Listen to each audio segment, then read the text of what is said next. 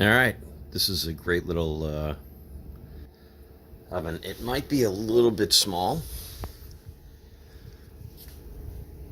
but overall, it's got some really good modes. I tend to use toast a lot, air fry, but you put it on air fry,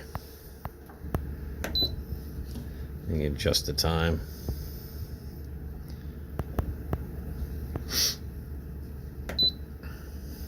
Then you start, stop.